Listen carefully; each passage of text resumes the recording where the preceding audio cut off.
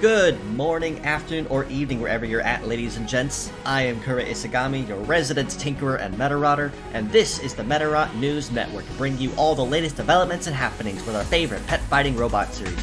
Now this week we will officially be kicking off April once and for all with a lot of loaded content this week. Not a whole lot of, say, new models or new gacha to be added to the pool thus far, as we only have one brand new model that as you see here.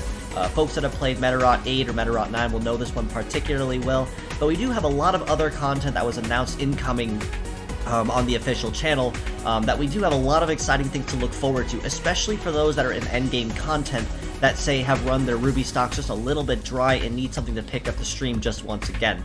So with that being said, let's go ahead and jump right into this week's episode and what was announced with this episode, Falling Sakura Blooms. Starting with the gacha banners that were announced for this week, naturally we have leading the pack JGS0 Hikara Mate with a kit of Trap Clear, Repair, Gatling, Float Legs, and the Mirage leg ability. And then spearheading behind her, we also have KBT-04, the iconic Arc Beetle with the power of the sun, with a kit of Hyper Beam, Power Rifle, Mega Gatling, Biped Legs, and the G-Loader leg ability. And then we also have KBT-0A and Zudo Beetle, one of the only two pairs of females in the KBT series, with a kit of Shoot Boost, Double Sacrifice, Biped Legs, and the Shape Memory leg ability.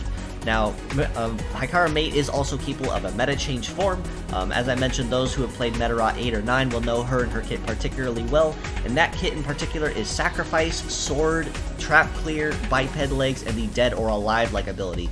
And you heard that right, folks. This spot right here, this mate type has Sacrifice as a meta change form, and it works pretty much exactly the same. Upon use, if she's going down swinging, with all the mechanics of how Sacrifice does behave. There are a lot of bots that are highlighted this week, excluding Hikara Mate, that came from the original Orimeta X contest back years ago, when a lot of these models, such as Arc Beetle and Zudo Beetle, did go live, but those two aren't the only other ones being rerun this week. In addition, we also have KWG-06 Tyrell Beetle with a kit of Desperate, Double Beam Sword, Biped Legs, and the Fortress leg ability, and a meta change form of Laser, Break, Napalm, Wheeled Legs, and the Adapter leg ability. So naturally, his kit goes without saying, but last but not least, we also have the mysterious Bone Dragon type Greed, FDR0, with a kit of Laser, Double Sword, Biped Legs, and the Carnage leg ability. So like I said, a lot of bots that are incoming this week are from the original Orimeta X competition, years and years ago, back on Comic Bomb Bomb, I believe, if I recall correctly, where, much like the Orimeta contest we had in recent, fans would submit designs to be submitted for approval, and the winning designs were made into officially canon bots. So indeed, Arc Beetle and Tyrell Beetle, for instance, are both original designs that fans created and were tinkered with and fine-tuned to be made into officially canon models years ago that we get to enjoy today. Now, with the fierce battles we have this week, we're kind of going back to the original launch days of Medarot S in particular, with this week having MDR0 Dawn Drill with a kit of Bug, Double Hammer, Biped Legs, and the Rumbling leg ability, OWS0 Papio Chevalier with a kit of Fight Boost, Discharge, Counter Guard, Float Legs, and the Mascot leg ability.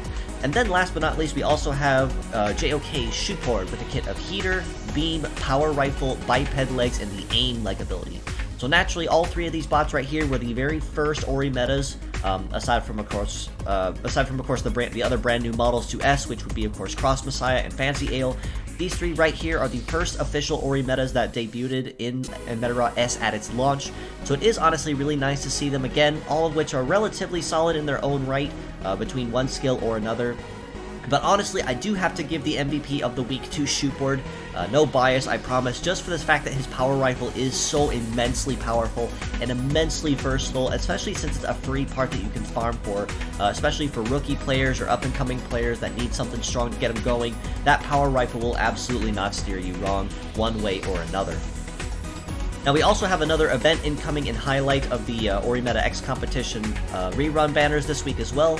Simply put, it's a special dungeon that you get to challenge for rewards. We get to take on those said Medarots under certain rules, or even just in an outright battle with no strings attached, to earn rewards such as rubies and other resources. So more information on that as the event does officially go live.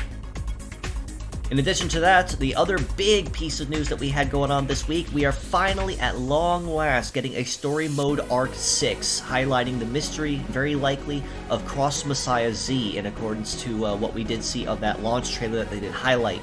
With that being said, they did mention that the official launch for Story Mode Arc 6 would be going live on 4/21. So a little later this month, we will be seeing the Story Mode continue onward with the Ruby store picking back up again, especially for those with late game or end game content that have pretty much finished everything at this point and kind of have run dry as a way to look for rubies and stockpile them. Especially given, no less, all the really nice gacha banners that we've had in recent, say with Kaiser Beetle or Luminous Stag, or even Brunhild to a degree, depending on what you're looking for. Now, in addition to this, we should also be getting a special paid banner going live sometime here very soon, I believe this week, that will highlight a lot of the bots that showcased or debuted in the story modes Arcs 1 through 5. This includes bots such as Dead Quasar, Gato Alpar, Curly Veil, Marie Crown. This is basically a chance to pick up on some more really handy sets, albeit this one does require some paid monetary value in order to do so. The benefit, however, of said banner is that this banner in particular takes out all of the 1 and 2 star parts, and you're guaranteed 3 star or better. So even though it does cost you a little bit of cash for these kind of banners, it does usually end up making it worthwhile in order to pick up some really handy parts along the way.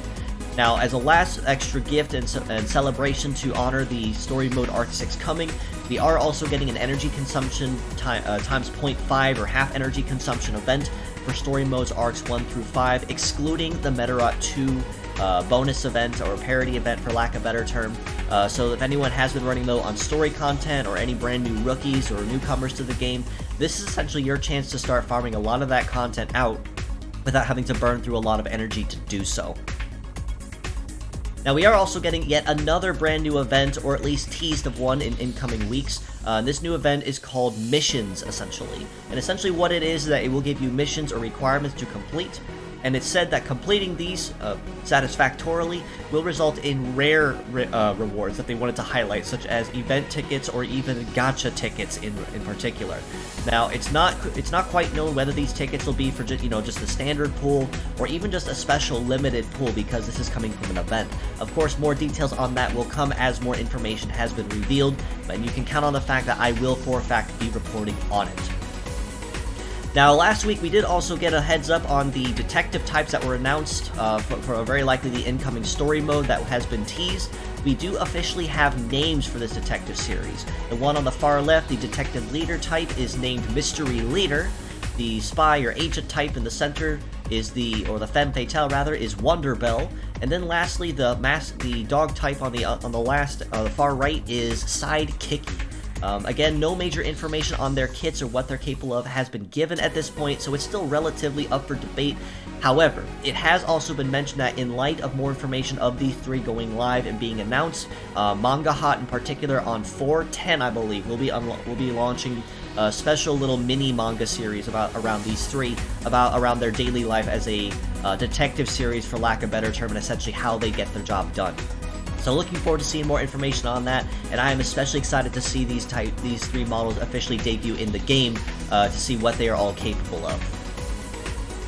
Now, on the community front, something that I've been keeping a close eye on, the Medarot 3 translation project has officially been making a lot of progress and major leaps and bounds going forward.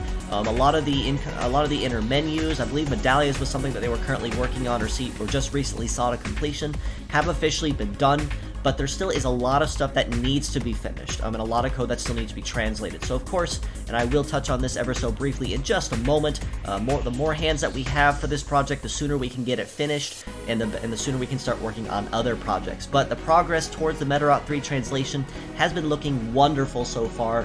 Props to, of course, Variant, and Kimbles, and NYZit, and everyone else who's been contributing toward that project. Thank you so much for your efforts, and I am really looking forward to seeing the game officially completed with the fan translation, so I can try it out and see, what the original story was like. Now, of course, I do have to go off the docket on this one with a little bit more around the community.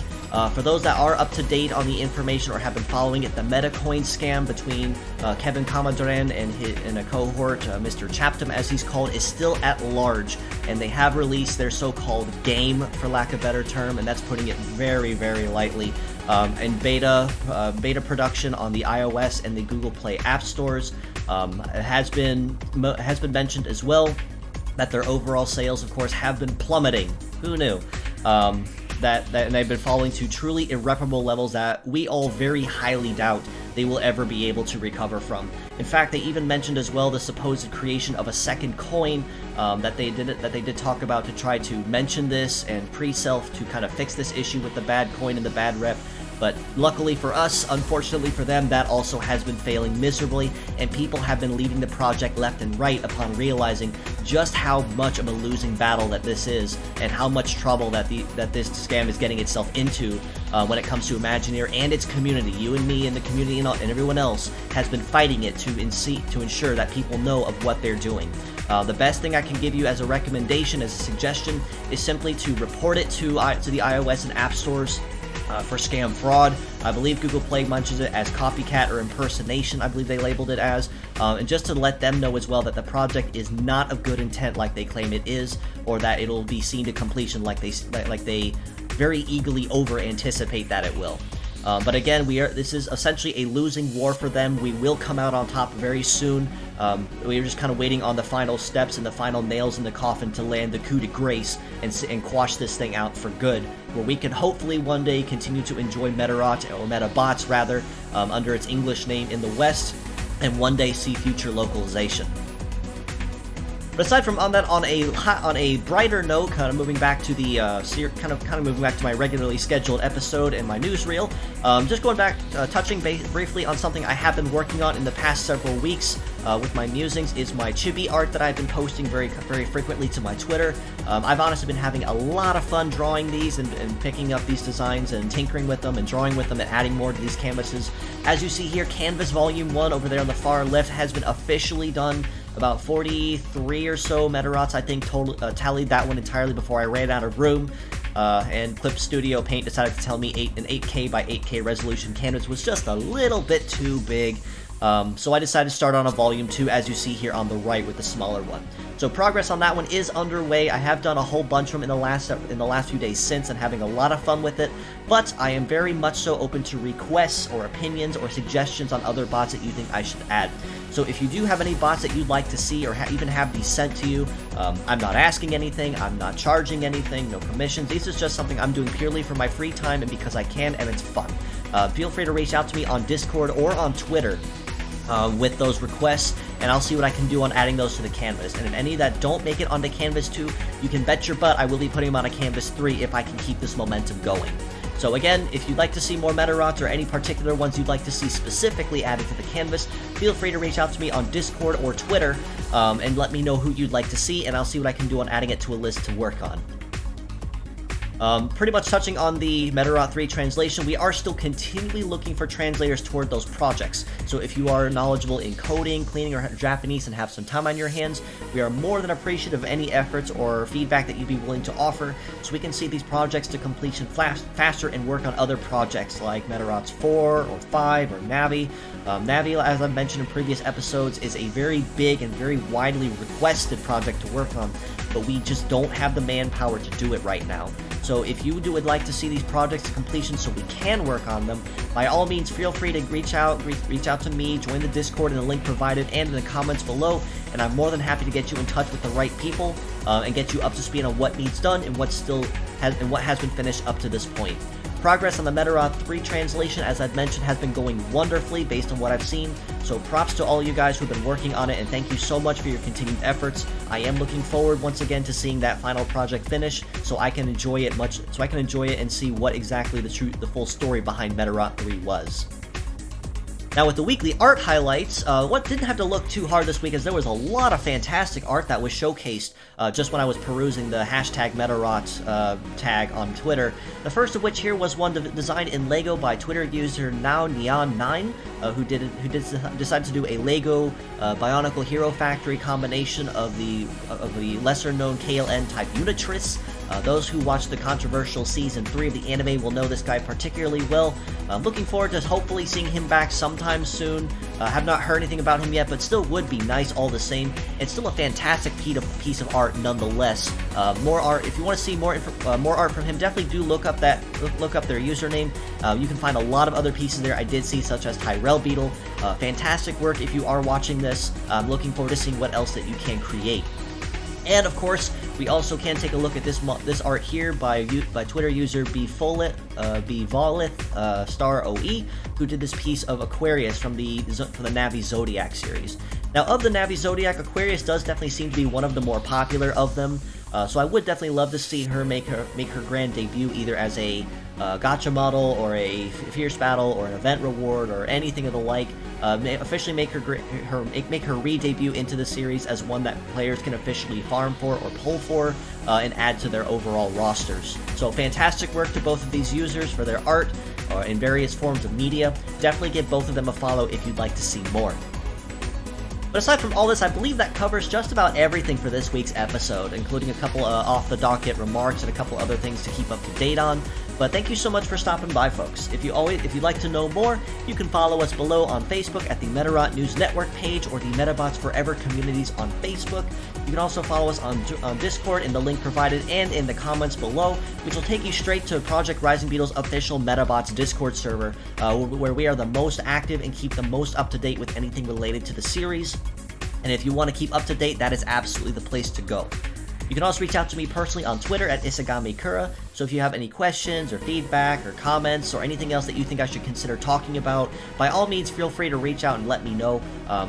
My continual recording of these episodes and my breakdowns is a continually evolving and developing effort, so everyone I feel I do better than the last or the one before it, and I always learn something from them, so thank you so much for your support. I do also want to mention as well that as of time of recording, I am now almost at the brink at about 250 subscribers. So honestly, I'm still in shock that I've even made it this far. So thank you so very, very much for all of your support, all of your kind words, all of your encouragement. I honestly could not have gotten this far without you. So thank you so much for that. Here's to a bright future, and I do hope to see that sub count continually increasing. And you can help with that, of course, by spreading word of these videos, helping reach out to other sleeping Medarot fans across the globe that perhaps have forgotten about the series, or perhaps didn't even know that the series is still in development and still kicking, contrary to what a lot of people like to believe.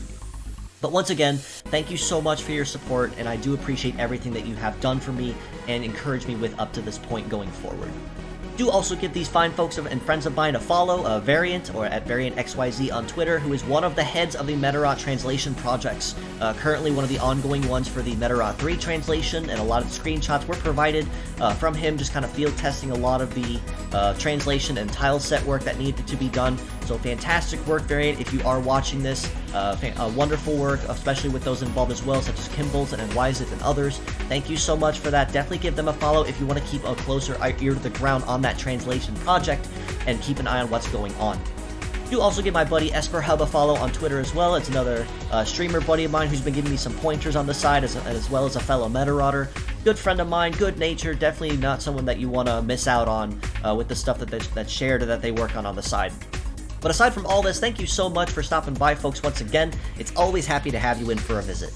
Until next time, this is your host, Kuura Isagami of the Medarot News Network, signing out.